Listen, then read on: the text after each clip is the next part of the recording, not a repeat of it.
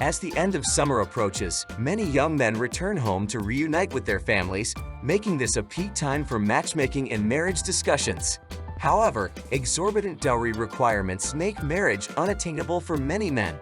In modern China, the dowry remains an integral part of marriage customs, representing a gift from the groom's family to the bride's family.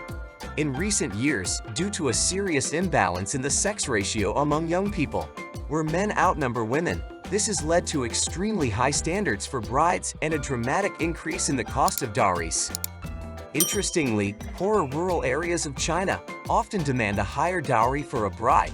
For example, in some of the poorest areas of Gansu, dowries can reach around 300,000 yuan. Similar high dowries are common in Shandong, Heilongjiang, Liaoning, and Jiangxi.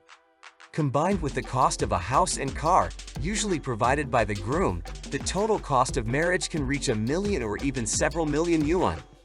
This leaves many young men from poor families single, and those who try to marry find themselves in significant debt, plunging them back into poverty.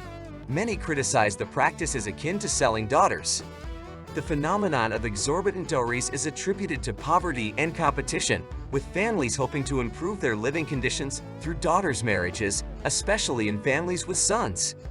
Parents demand high dowries for their daughters in order to finance their sons' future weddings. This resembles a form of transactional exchange. The situation is exacerbated by the fact that in some areas, dowry is seen as a way to improve the financial situation of the bride's family. This creates a vicious cycle where high dowries become the norm and young people find themselves in debt before they even start their lives together. The Chinese government has attempted to address this problem by issuing documents to reform customs and set limits on dowry amounts. However, the effectiveness of these measures remains questionable, as the root of the problem lies deeper in the demographic imbalance and economic disparity between urban and rural areas. Experts suggest that the fundamental solution to the problem of high dowries and rural men's difficulty in finding wives lies in reforming rural land ownership.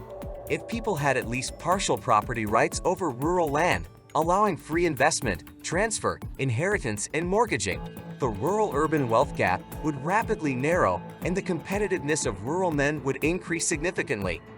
In addition, reforming the household registration system, breaking down the urban-rural dichotomy, increasing urban-rural mobility, and improving rural infrastructure and public services could ease the outflow of rural women, thereby easing the contradiction between supply and demand in the marriage market.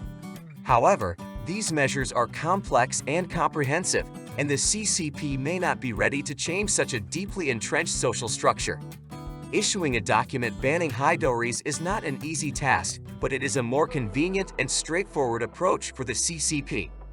Therefore, as long as the CCP remains in power, it is unlikely that China's dual urban-rural structure will change, and the problem of high dowries in rural areas will persist, leading to more bachelors in rural China. Thank you for watching this video about the complex dowry situation in modern China. This topic touches on many aspects of Chinese society and deserves further discussion. If you enjoyed the content, please give us a like and subscribe to our channel for more interesting information about Chinese culture and society. We wish you good luck in your personal life, and may your relationship be built on love and mutual understanding rather than material values.